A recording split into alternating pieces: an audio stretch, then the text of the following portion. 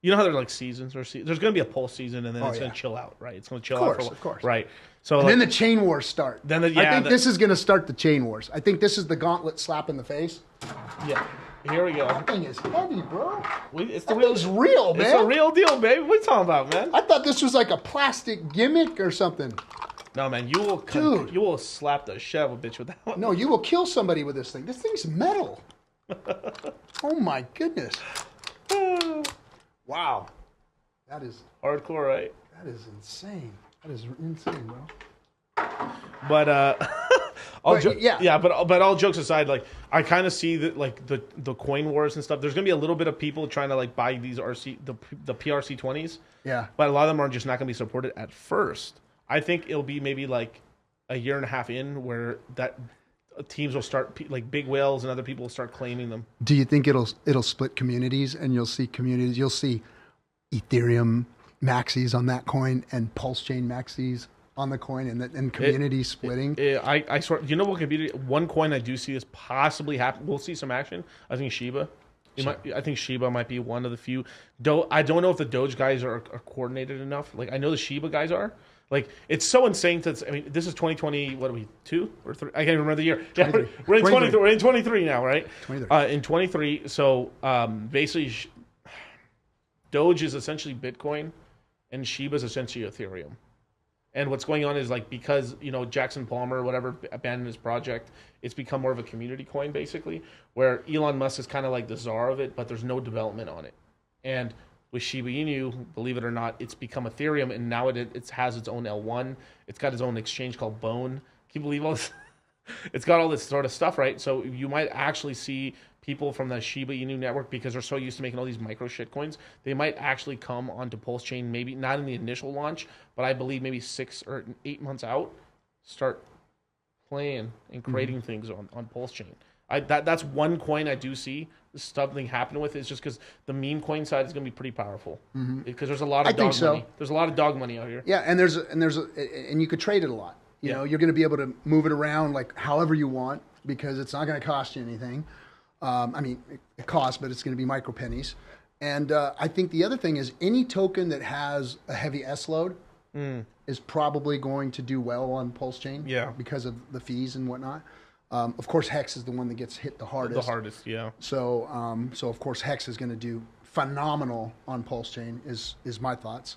And then I think the other tokens that are having that type of issue can follow the model that Hex is making and go, hey, take your liquidity, bring it over to Pulse Chain, create some pairs, and let's move on this chain instead. Let me ask you some clickbait questions while I have you here. Oh boy, here we go. What's the price of Pulse Chain when it launches? 0.00001. By the end of the year, how many X's will I have on my Pulse Chain, sir? But I want you to answer it 100%. So moon math on that. I think that out of launch Pulse is easy 150x. But so you're expecting? You know me. I'm always very conservative when I say stuff like that.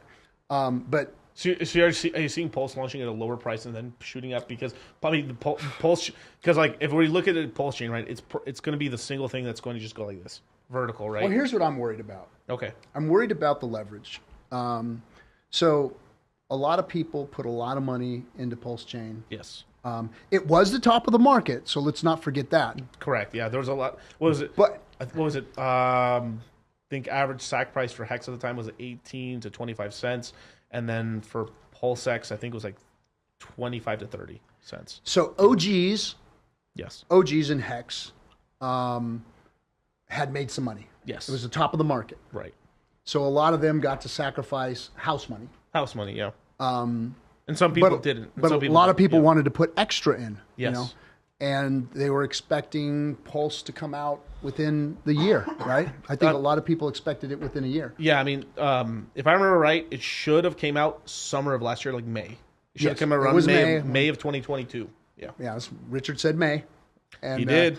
And that's coming right up. It's coming right up another month or two, and we'll be in May. So, but I think that some people over-leveraged and got hurt.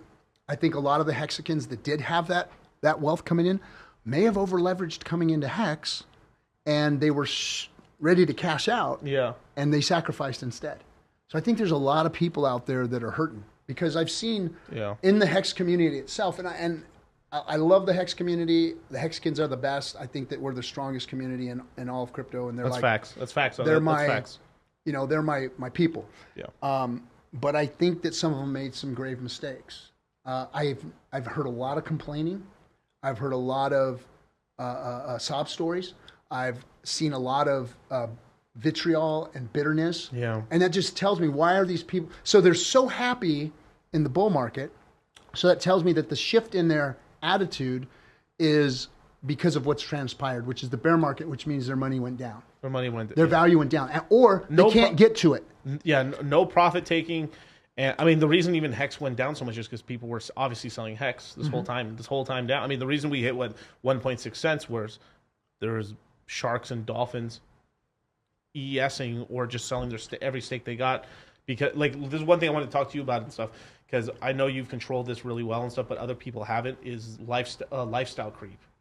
Is that during the bull market, you get accustomed to a certain lifestyle, and you then have to start drawing upon the savings. Yeah. Because a lot of us made these stakes because we're very long-term focused. Some people just didn't, like, hey, if I'll just do stakes because I don't know anything else than to do, because it's fairy dust at the time, right? But over time, like, we painstakingly made all these ladders and stakes and stuff, and now people are essentially just, it's their money, it is their Hex, they can do whatever they want.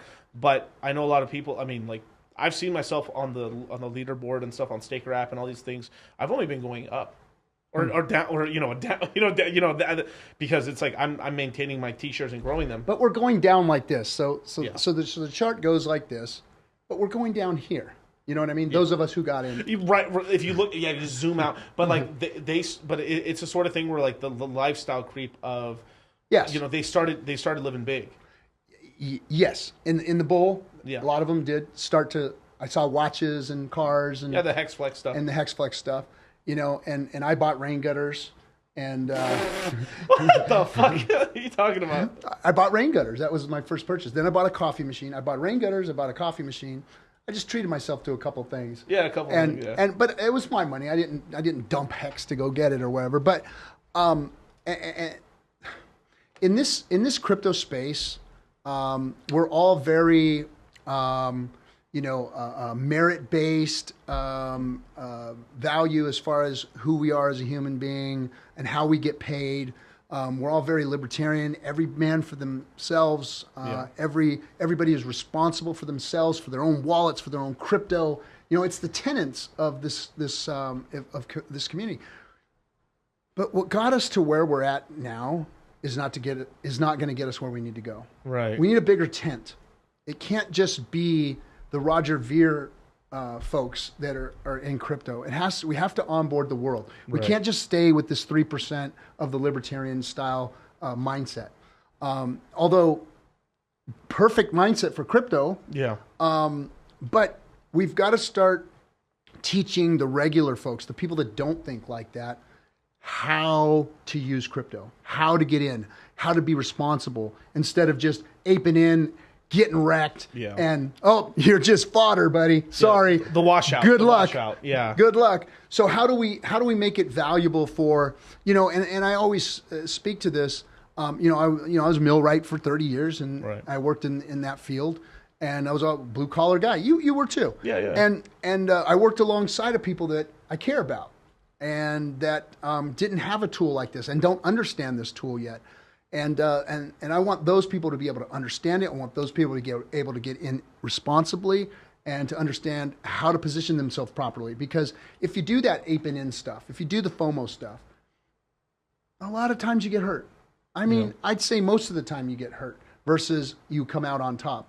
And that's general in the crypto space. Not so much I think a lot of us Hexicans got really lucky. Those of us that over leveraged and aped in, did really well. Unfortunately, the cycle that Richard created, creating the sacrifice phase at the top of the market, made it to where that delayed. So what was that, like year 2? We were about year 2? fuck. Give me 1 second. Well, we were right. No, yeah, it was a year and a but- half after. Yeah, after yeah. launch. So basically, year and a half for the so basically year and a half for the first one, and then we were pretty much 2 years and some change. Yeah. for the So second, yeah. So they get their value. Some of them may have over leveraged and needed it, but they're like, no, the golden ring that I'm getting, the brass ring that I'm trying to grab is Pulse. So I'm gonna sack. Yeah. You know, and they were already over leveraged, and now they're double over leveraged, and Pulse didn't come out when they wanted it to. They thought it was going to come out sooner. So a lot of those people are, you know, hurting. But this is the thing that And that's where I see that.